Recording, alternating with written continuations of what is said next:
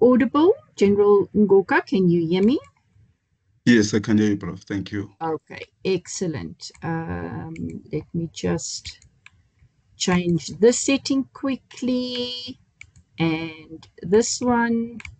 Okay, good morning, everybody, and a very, very warm welcome on this cold Wednesday morning. We don't know where this odd weather is coming from, but we are very grateful for the rain. So we have a very distinguished guest with us in studio this morning. In studio, yes, he's sitting in his studio and I'm sitting in my studio. And he will be chatting with us about something that is causing major confusion amongst students within the investigative discipline. So without further ado, I'm going to invite our guest speaker, General Ngoka. Please take the floor and you may introduce yourself and then share your insights and your knowledge with us. Thank you very much. We are very honored to have you. Thank you so much, Prof, and thank you for having me. And greetings to everyone here. I'm Major General Ngoka. I'm a forensic scientist. All my career, the only job I know is being a forensic scientist. So I find it very crucial for me to share this knowledge with everyone. And I would like to invite all of us to relax and enjoy this discussion. Uh, the discussion today is about understanding the Lockhart principle in forensic science. Uh, just as an introduction, looking at the crime we have in our country, uh, the court having a lot of cases to deal with, and the jails being full, they are all located with this principle called the Lockhart exchange principle, which we're going to open up to it and talk to it in detail. We can move on. Yes, the focus and objective of our presentation. One, it will explain the historical background and contribution by Dr. Lockhart to the modern forensic science. Number two, I'd like to define the Lockhart principle and describe its key premise, which says every contact leaves a trace. Number three, I'd like to identify and differentiate types of trace evidence, including physical, biological, and circumstantial evidence. Number four, I'd like to us to apply the Lockhart principle to real-life crime scene investigations for us to appreciate it, and with emphasis on proper evidence handling, which is so crucial, documentation, what you've collected, and the chain of custody, a very interesting principle on its own as well. Number five, we're going to talk and to evaluate the significance of the Lockhart principle, bring it closer to home, talking to the Oscar Pistorius case, which you all know about, very popular case in our country, Senzo Mayiwa case, which is still running till to date, and the Knysna fire case. Number six, I'd like us to recognize common challenges in applying the principle. Well, the principle have challenges, but in this case, we're going to talk about contamination, which is a problem which challenges the Lockhart principle, the human error, and the quality control of the issues. And seventh, we'll reflect on the future relevance of this principle of Lockhart in forensic science research and practice. Looking at the background of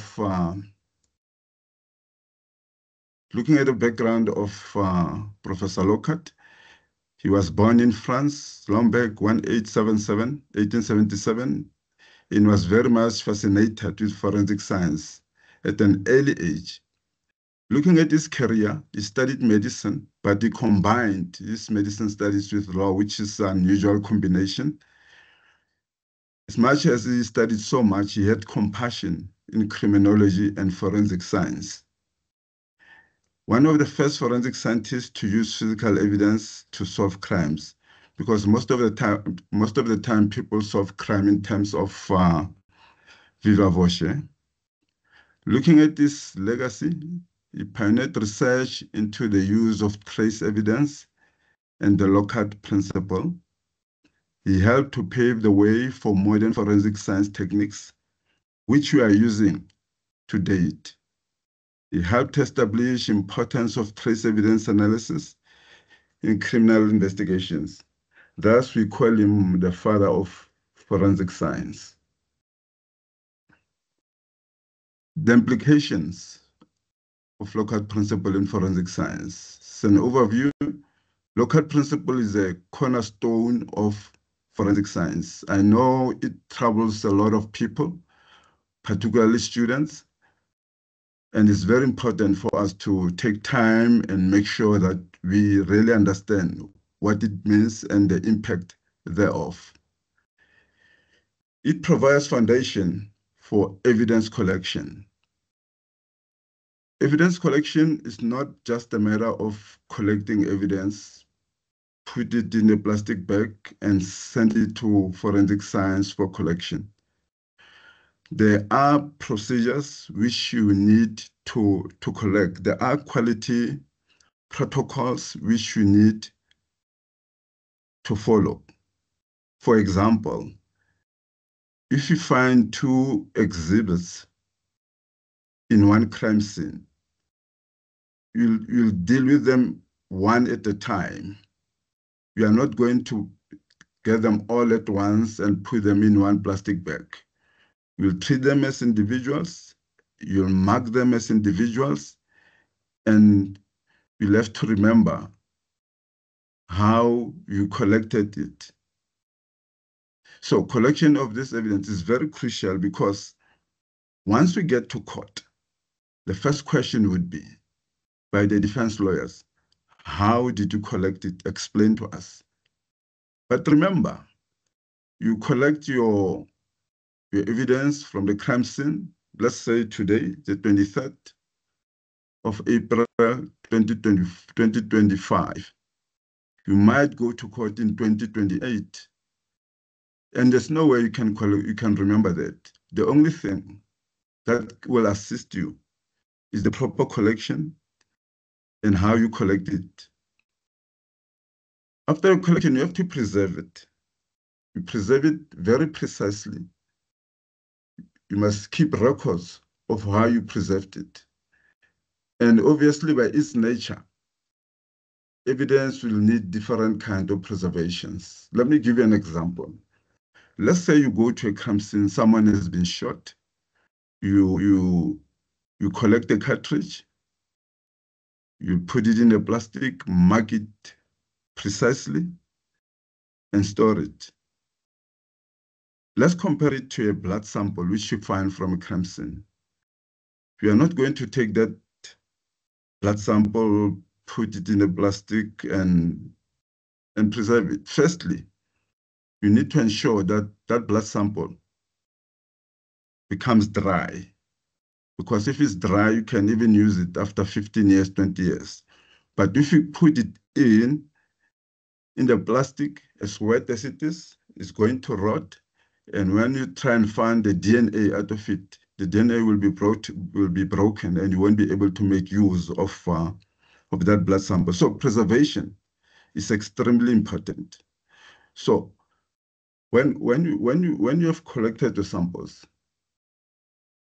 I need to repeat that they must be well marked and they must be preserved according to their nature.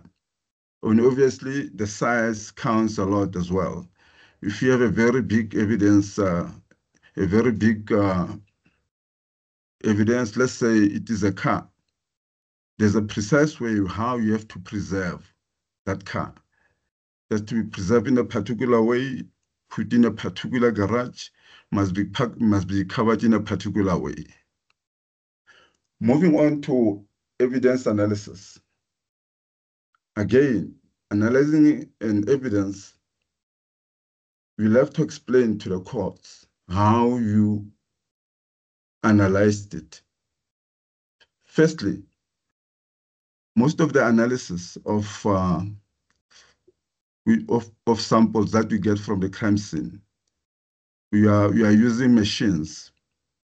Now we'll have to explain to the court, as we are having 200 machines, which machine did you use to analyze that sample? What was the temperature on that particular day? Where is this machine being kept? Is this machine in a position to function well? Was this machine calibrated? Who calibrated it? Give us the proof of calibration. What is the lifetime of the calibration? So analysis is another aspect on it, which it needs precision as well. After doing analysis, obviously you have to go to court and explain to them what you found and what is your interpretation. Now, the three above issues which I've just spoke to, they will impact your interpretation. Now, the Lockhart principle here, it says all the evidence that you collected, you must keep them apart. Once you put them together, one sample will contaminate the other, and your interpretation will be incorrect. Lockhart says anything that touches each other, it shares its characteristics. So the most important issue is to remember to keep your evidence apart so that when you give interpretations and evidence in court, you'll have to explain yourself how you preserve this, how you analyze this, and what makes you to give this kind of interpretation. Otherwise, if you don't do that, that is going to fail Lockhart because we're going to see a contamination, the results, which are not interpretable. You'll try and explain them to court, but they're going to live in pieces. So it is important every time when you do this, you must have Lockhart principle in mind to avoid the exchange. Let's talk to the reference samples. When you get a sample from a crime scene, we have to compare it to something else. Let's make an example. Let's say someone has been raped. You got the samples of men from the woman. Now you need to get a suspect. Once you get the suspect, that will be your reference sample. You get sample from the suspect, you can take blood, or you can take cells from the mouth and compare the reference sample with what you got from the crime scene. And when you do the analysis of this, of the reference samples with your evidence, the quality system says you cannot analyze them at the same time. Because if you do that, we are running the risk of failing Lockhart again, cross-contamination. So this will be done. The quality system says, when you run your evidence and you run the reference sample, you must run that at different times, different days, not the same day, at different locations, different labs. Remember, the lab has different rooms with machines. So you'll have to use a different room on a different day. You have to use different machine. You cannot use the same machine because you will be running the risk of cross-contamination. And once you do that, you will never have problems coming to court. Now, the reference sample, as I explained, is what you get from a human being, for example, or for example, let's say you shoot somebody at a crime scene. Police look for you, then they arrest you, they get a firearm. They'll test that firearm and do the comparison. So that's what we call a reference sample. It's used for comparison. And once that work is done, you have to prepare a statement. The statement must talk to everything that I've been talking about. This statement is the one that is going to stand with you in court. And again, your statement will be supported by the Lockhart principle to say the evidence was collected by person A, B, and C. The evidence was preserved according to the quality rules. The evidence was analyzed according to the quality rules. And this is my interpretation. And most importantly, the preservation. No other person must have access to your evidence. Your evidence, if it's given to you, you must keep it safe till to the end. One thing I want to tell you, when you write a report, at the end of the report, you need to explain to the court that this evidence was under my care for as long as it was with me. Let's take a scenario. Let's say you are doing an analysis. You are analyzing a firearm, and it's lunchtime. You need to go to lunch, and you don't want to disturb your exhibits there on the analysis table. You can't leave them there, go for lunch, and come back.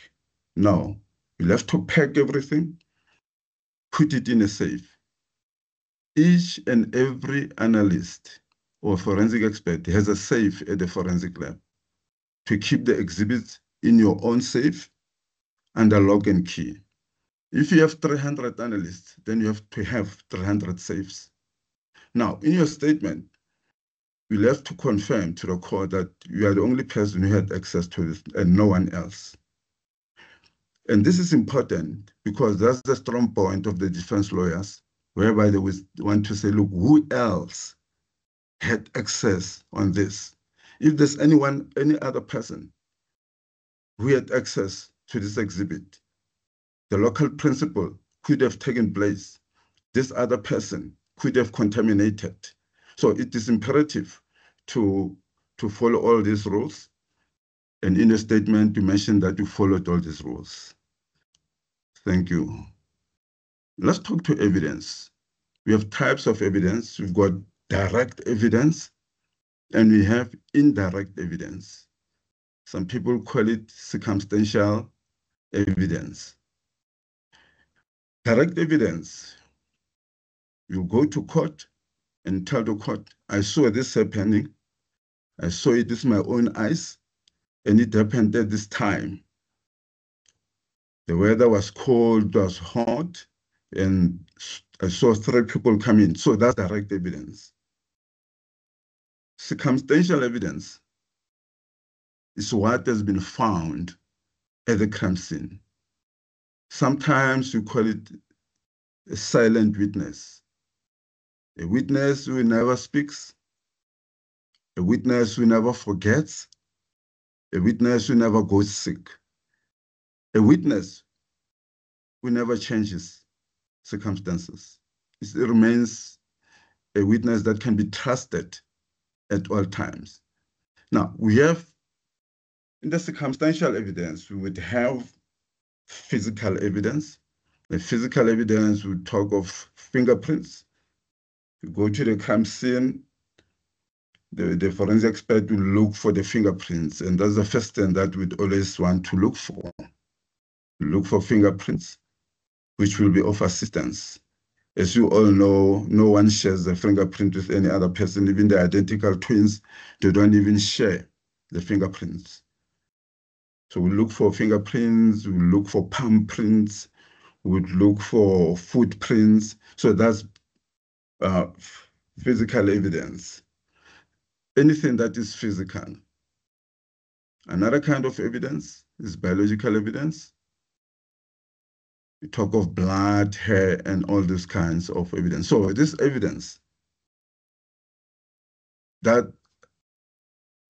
your gold. Evidence is gold in forensic science. You need to treat it with care and respect. Otherwise, you won't get results out of it. Now, I'm going to look at the kinds of evidence to quickly take you through. Or on top left there, you have a drop of blood, which is a very important evidence. You can see there you've got in that blood, we always use it to get DNA out of it. Then we've got a sperm there during rape. So what basically we do when we do analysis of the sperm, we get rid of the tail. We don't want the tail. We break open the head of the sperm and we get DNA out of it. Just to remind you, the DNA, your DNA will be the same from head to toe. Doesn't matter which part of your body or body fluid, it will remain the same. Sometimes you get DNA from the teeth. You break open the teeth, there's DNA inside there. You look at the hair, the root of the hair, will get DNA out of it. You look at the bones, the femur, you break open it, you get the bone marrow inside, the red one, and that's where you get your DNA. Another kind of evidence is the firearms. When you do the shooting, cartridge will fall after shooting.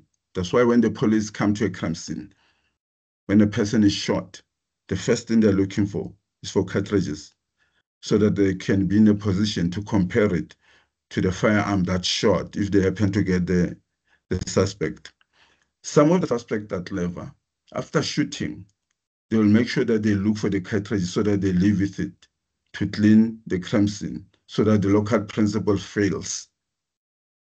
So you get the head of the bullet. The firearm would damage the bullet the same all the time. So if you get this kind of bullet it would go through the body, fall in the crime scene, the police would take it. And once they get the firearm of the suspect, they would test the firearm of the suspect and compare the two. So each firearm damages the bullet in its unique way. Other kind of evidence is your glasses, which is another subject as to how you analyze them and get the precise results. You can move on. The premise of the Locard principle. It happens when there's an interaction between two objects. Once the two objects touch each other, there's exchange. We know people when they meet each other would greet each other and hug each other. If I'm putting on a jersey, you're putting on a shirt. The fiber from my jersey will be left in your shirt, and the fiber on your shirt will be left on my jersey after hugging you. Will you see it with your naked eye? No, you can't. Scientific techniques always assist us to say, look, you were with this person, you could get the material of your clothing on his or her clothing. So the exchange of samples or fiber between two objects or between two surfaces or between two persons will always assist. And what makes sure that this assists the Locard principle, that whenever you touch anything, there will be an exchange. Let me give another example. People would like to greet each other in terms of kissing each other's cheek. But once you do that, you leave your samples on that person's cheek. Let's take it further. Let's say people they're excited with each other. They would kiss each other, a brotherly, a sisterly kiss. Once you do that, you've taken some of your epithelial cells, your cells that have DNA, you have left them on the lips of that person, and that person's epithelial cells are left on your lips. So already there's an exchange. Results, there'll be a result in exchange of material. Every contact shall leave a trace. It doesn't matter what kind of contact, but there will be a trace. I don't know where you are seated now. You could be seated in your office. You could be seated at home. I can tell that your hands are on the desk. You're automatically leaving your DNA on the desk. I can tell you that you're sitting on a chair. that chair you're sitting on. You're exchanging material.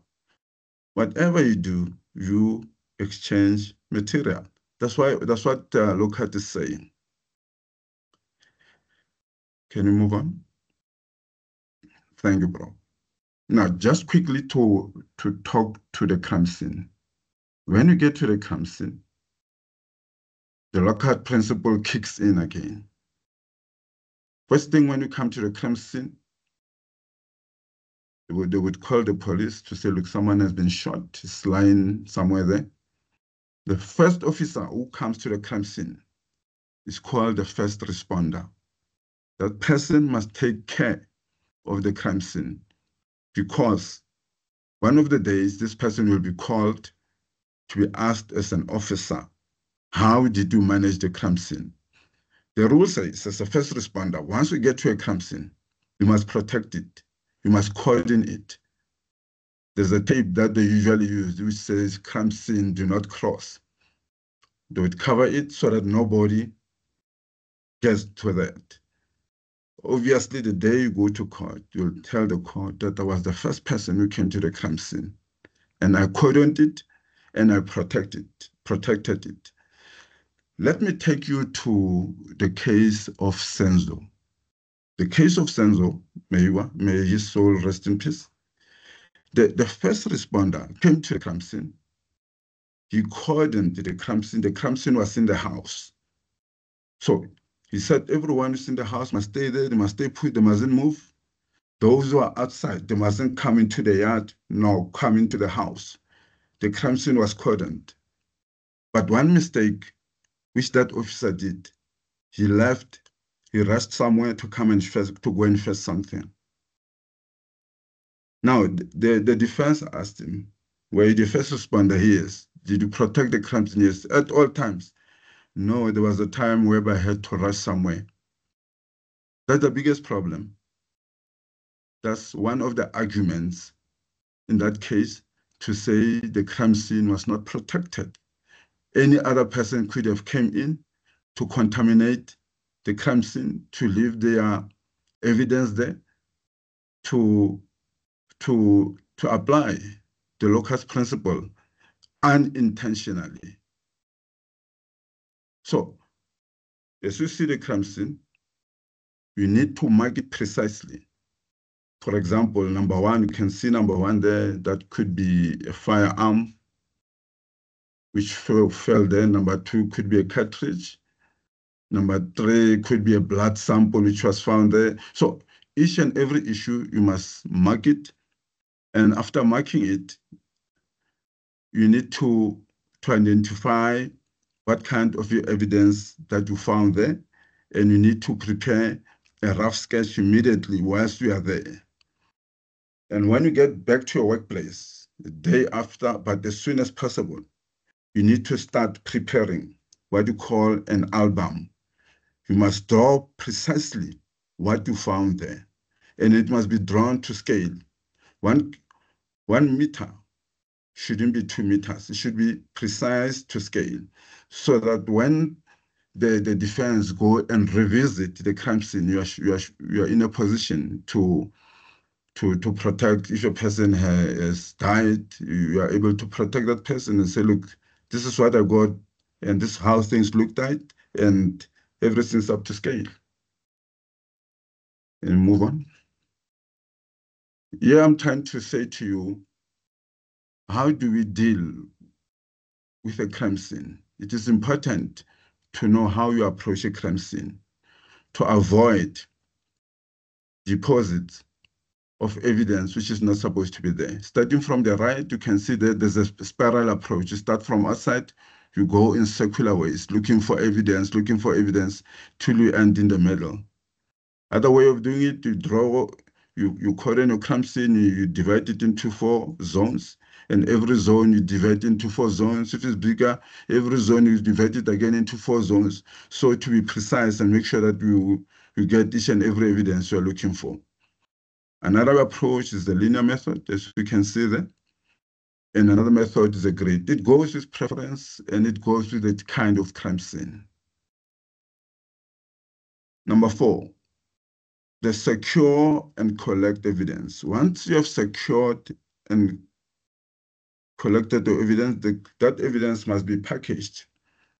There are particular packaging plastics that forensic science is using. You would take your evidence, put it in the plastic. That plastic must be sealed and it must be labeled. The plastic which we are using, they're called tamper-proof plastics. Once you have put in your exhibit in there, you must seal it.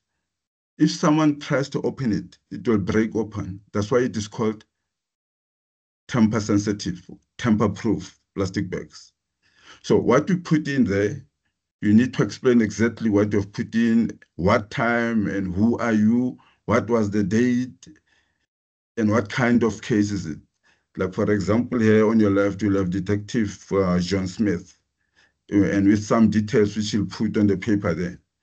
And this information will be crucial after 4 years when you go to court to explain to the court what you receive, because you won't be remembering, but when you do this precisely, it is going to be very easy for you.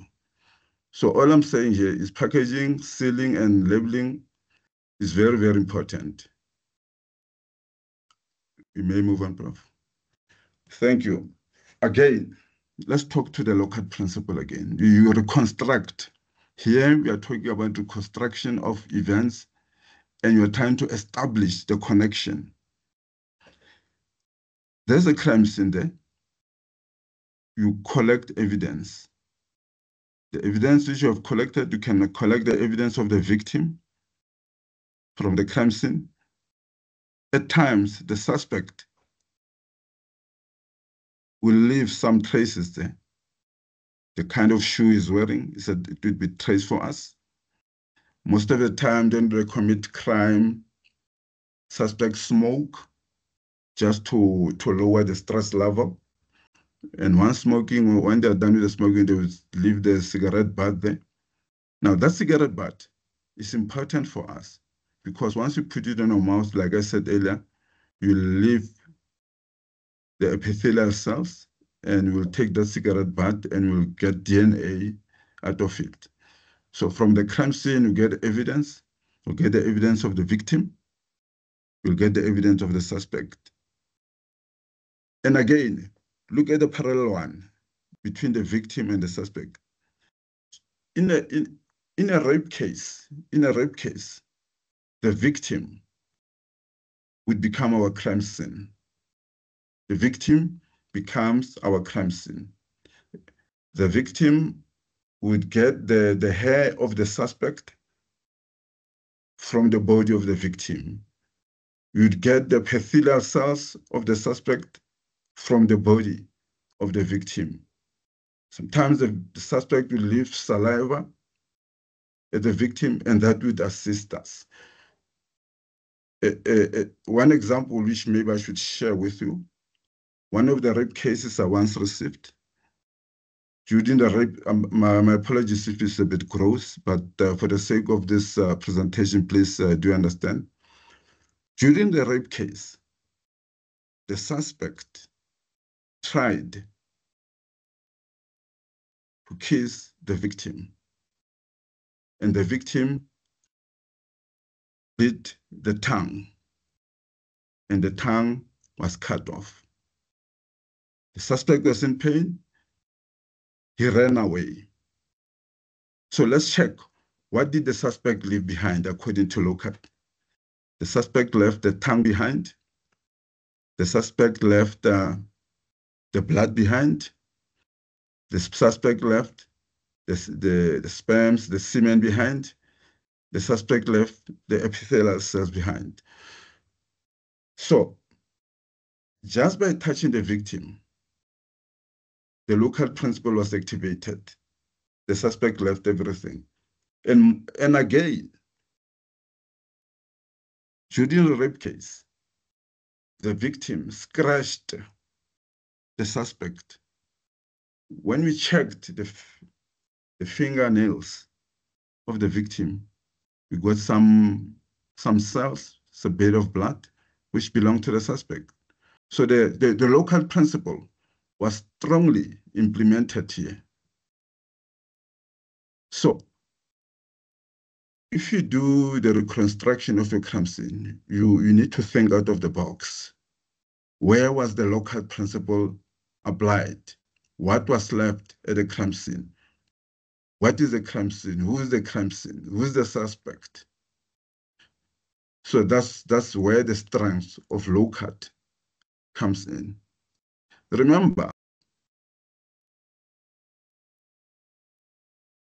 if a crime happens and the suspect lives with all the evidence, then becomes a problem for the police to apply the LOCAT principle. We may move on. Thank you. Evidence forms. This is very important form, which will mention the case number, the inventory, the item, the location of the recoverer, who recovered the samples or the evidence, who is the suspect, who is the victim, the type of offense, is a rape, murder, what is it? The chain of custody. It was received from who to who at what time. We'll talk further to the chain of custody. Again, the time is important as to when was this transfer, which has to be on record. Next one, please. Chain of custody. Chain of custody is more about evidence management.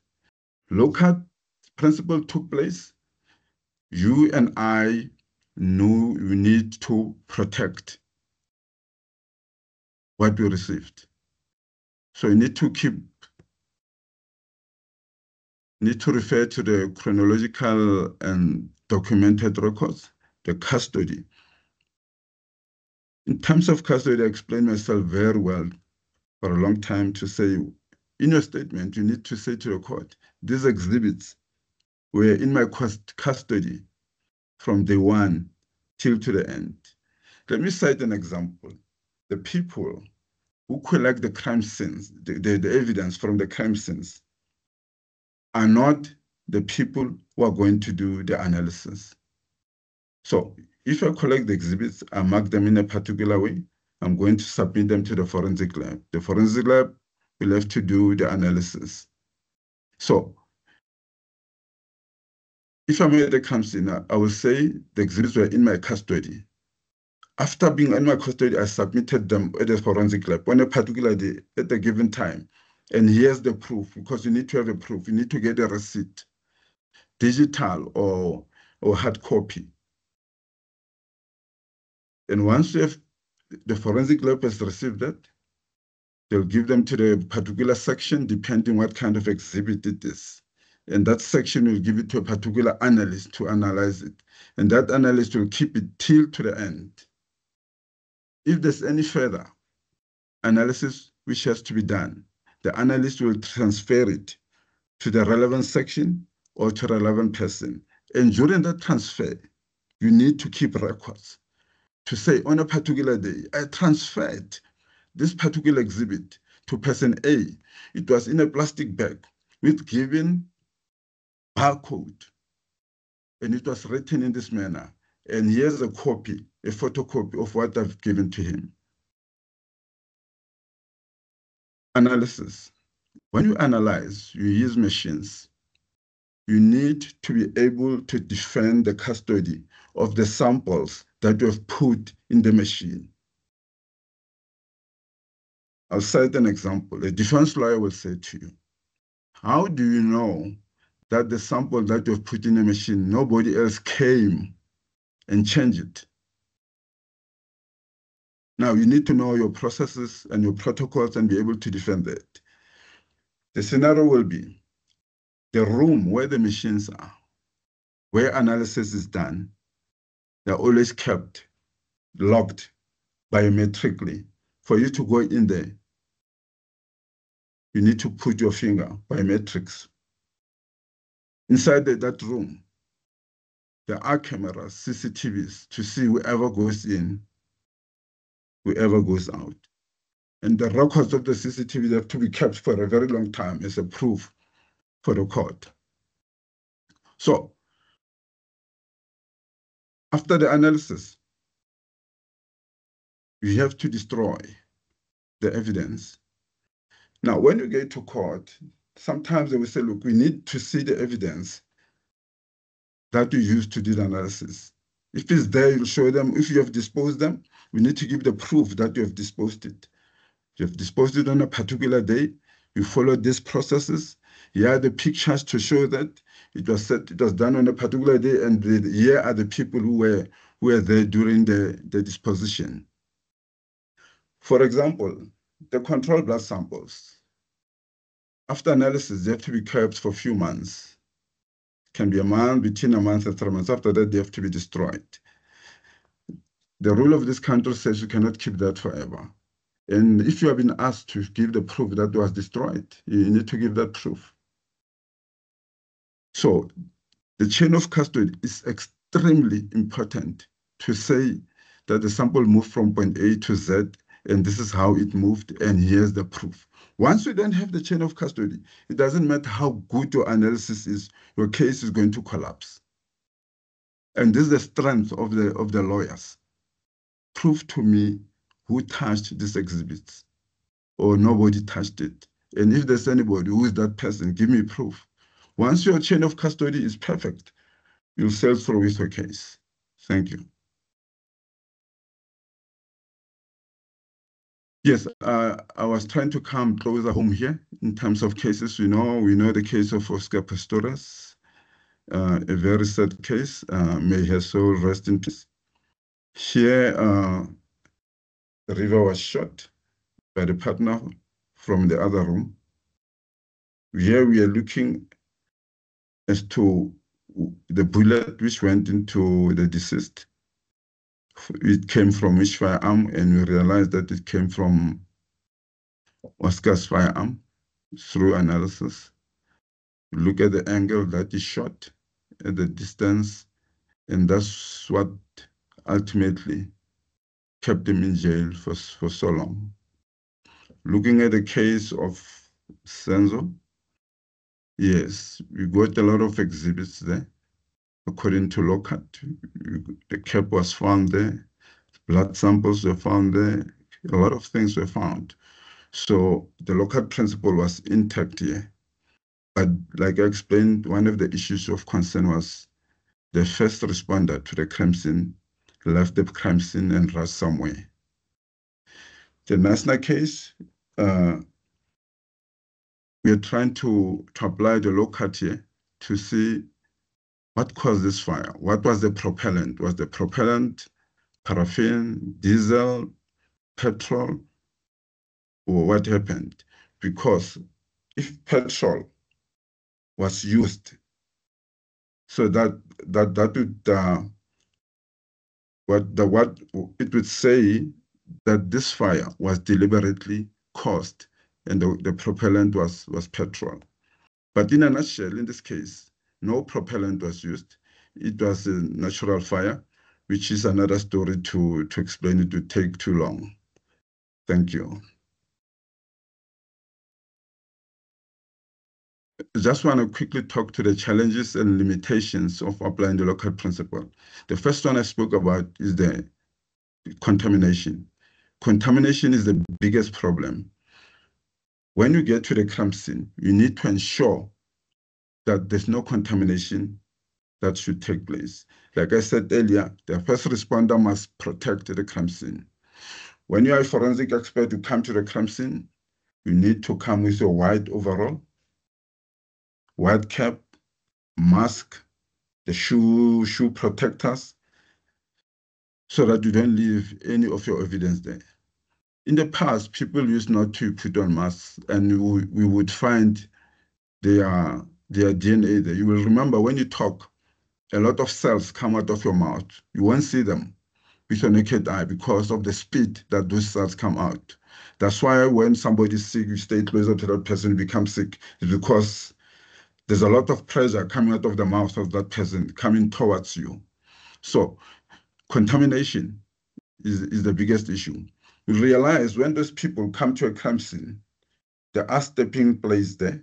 You walk on stepping plates to make sure that you don't leave any traces. You are in your overall everything and the stepping plates to work on them. Once you finish, you take your stepping plates to go back with them.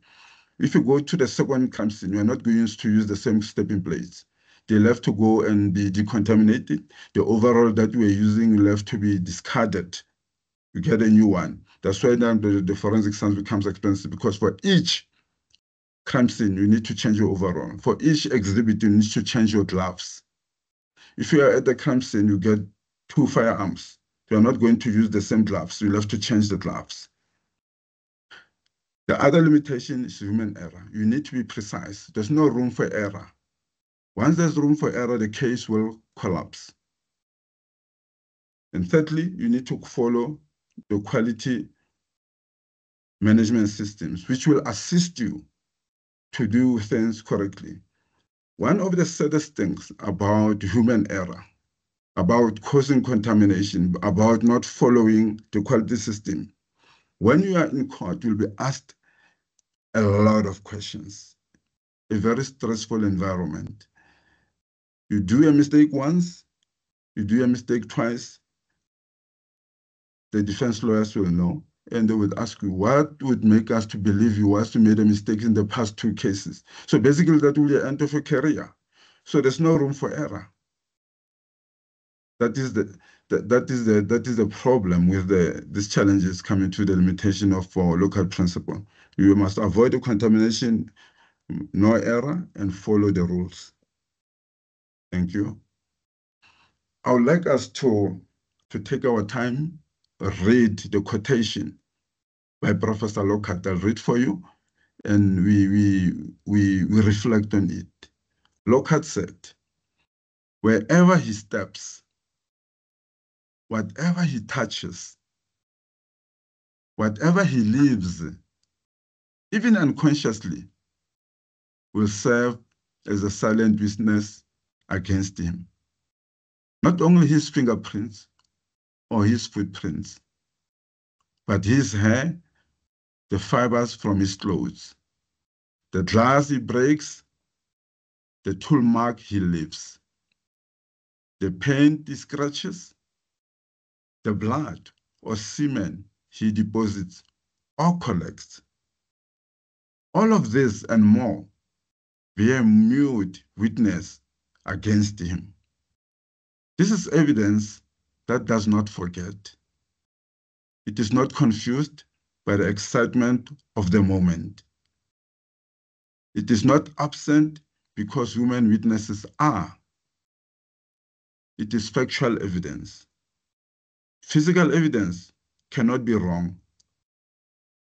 It cannot perjure itself. It cannot be wholly absent. Only human failure to find it, study, and understand it can diminish its value, close quote.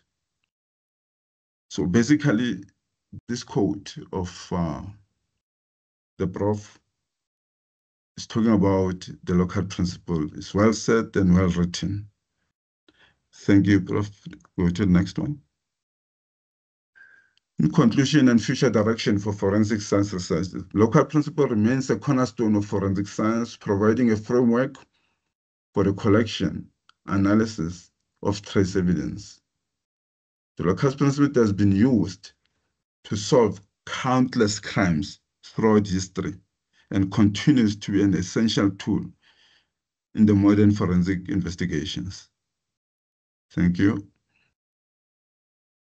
Few references, and with that, I just want to thank you for making time and listening at me. Thank you so much. Thank you, Prof. Thank you so much, General. Yes, I'm once again blown away by the challenges and the intricacies that are involved at a crime scene from the time the first responder gets there until the last day in court. Sure, yeah, you don't realize the practical implications always. And once you start putting it into perspective, it's amazing. It's amazing how detailed and meticulous you have to be. at a crime scene. I'm going to ask the attendees. I'm going to just adjust the settings so that everybody can unmute their mics and be able to ask you questions. We will allow them to raise their hands, and then we'll call on them, and then they can ask questions. Alternatively, they can write in the chat. So can we have some raised hands, please?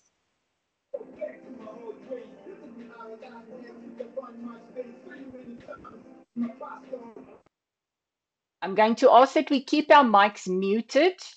If you have a question, just raise your hand. There's a little icon at the top there. You can raise your hand, and then we will identify you, and then you can unmute yourself and pose your question.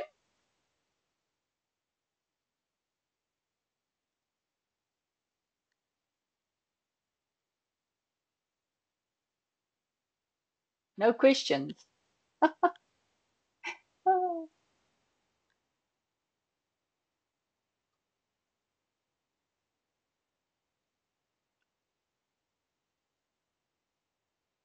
Anybody with a question, even in the chat? It seems like you really blew us away with your explanation, so much so people don't have questions, which means that they're going to do incredibly well in assignment 2 and the exam, because it means they understand the low-code principle very well. Okay, I'm still not seeing any hands. Dr. van Niekerk and Prof. Tenga, do you perhaps have a question? Thank you very much, Program Director. If I may ask, please. Yes, sir. Please go on. Yes. Thank you so much. If I may ask, after how long should the evidence be kept in the possession of the investigator? I want to check if there's a stipulated period that evidence should be kept before it is destroyed, and how is it destroyed? Thank you.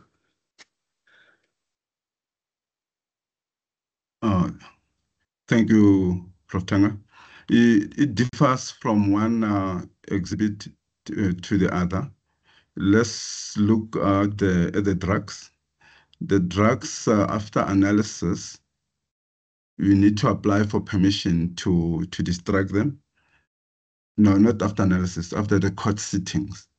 The court, you'll apply to the court to give you permission. And once the court gives you permission, you need to go and destroy them. And you don't just destroy them, you keep records of how you destroy them. There should be videos taken, there should be witnesses, there are forms which you need to sign, and you need to submit them to court to say, look, I've destroyed the 3 million rand of cocaine, and this is how that's destroyed. You prepare a file and you do the submission, and you keep the record with you as well. Because sometimes people will make an appeal after 10 years, and you need to be saying, look, I'm left with small samples, but the bulk was destroyed, and you destroy them by burning them. We have a way of burning them. And then looking at the firearm, we keep the firearm till we get to court. And once the court is concluded, you will ask for permission, and obviously you'll destroy them the way you destroy firearms. But coming to blood, you cannot leave it for as long as other exhibits. You need to keep them for a certain time, couple of months, then you have to do the distraction. But that blood, remember, we'll be having the results of that DNA. So you keep the results, you stay in the database. Maybe after 5 years, if you didn't get the perpetrator will repeat the same crime or a different crime, then you get the hit from the database. So the destruction differs from one exhibit to the other. Thank you.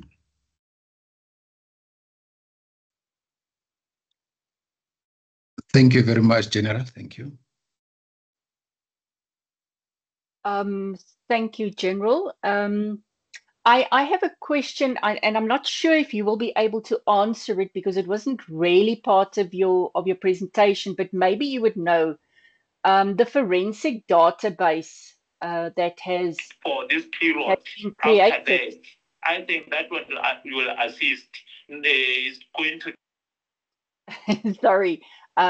So the forensic database, let's say DNA or semen is found at a rape scene, or a pedophile has been caught. Their DNA gets put on a database, if I understand the process correctly. How long does their DNA stay on that database, General? Would you be able to speak to that or not? Yes, the DNA will have to stay there for a limited time. It has to be destroyed.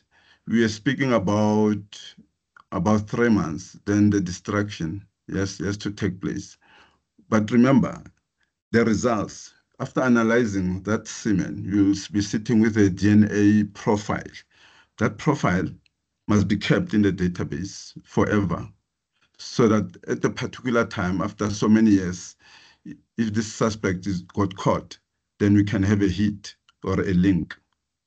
So there's a difference between the results and the sample itself, because the community was saying, look, you cannot keep my sample for too long there. What if you abuse it, you use it for something else? And it was said, look, it will be destroyed after a certain time, but the results, the profile will stay in the database. Okay, that makes sense. Yes, thank you. Thank you so much. I see there was a question on the chat. How can the low-code principle be applied to digital evidence? If it's about the Lochner principle, then the Lochner principle is the digital equivalent of the low-code principle, but not specifically digital, more specifically cell phones, signals. So the Lochner principle does not apply to a computer, but it applies to an instrument that uses signals, and the signals touch on towers like cell towers. But if you could speak perhaps to the low-code principle in terms of a computer keyboard, perhaps, General? Yes, in terms of the keyboard, remember you'll be touching your keyboard using your fingers.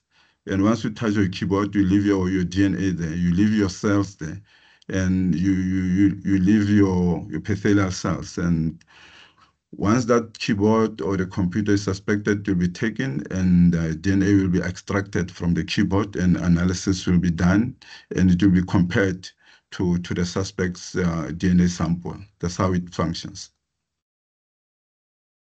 Thank you. Thanks, General. Are there any other questions? I see it is 1 minute past 12. I want to give a last opportunity for any questions. No questions. Okay, I don't see any hands raised.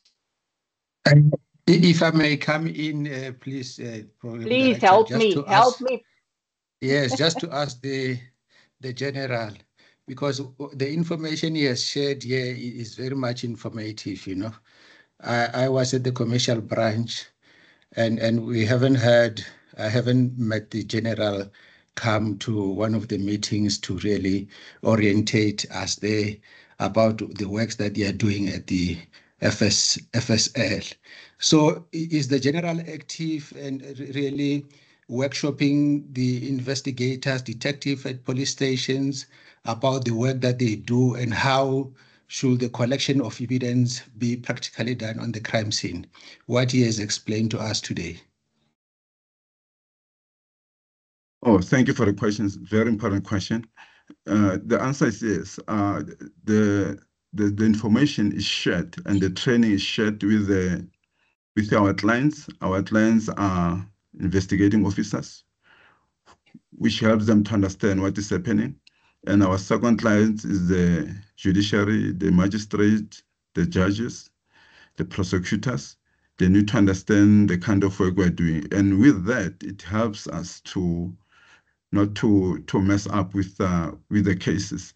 And it empowers the magistrate, the judges to come to an informed decision. So in a nutshell, yes, we do share with all our clients. We do even make training sessions. Thank you. Thank you, General. Thank you. Thanks so much, General. Okay, I'm going to call an end to our session.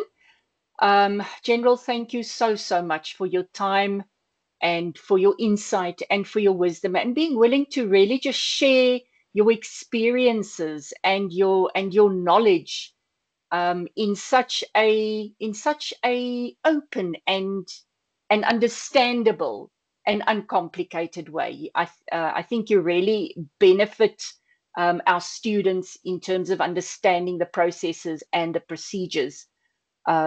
So thank you very much, General. Is there something that you would like to add, perhaps as a parting word before we sign off? Yes, thank you, Prof. I just want to say to whoever would like to go that route to be brave enough to go and do that kind of work. And I've seen some of the stuff that has been offered by UNISA, the training is quite relevant to the working environment, and people must take that information with confidence, and they will need it and they'll apply it in future. So the training that they're getting is quite on board, and it must be taken very seriously. And I would like to wish everyone all of the best. And I would like to thank all the audience for listening at me. Thank you, Prof. General, thank you so much, and have an awesome week further. Thank you, everybody. Thank you, Prof. To stop the recording now, and we will share the link to the recording on the module site.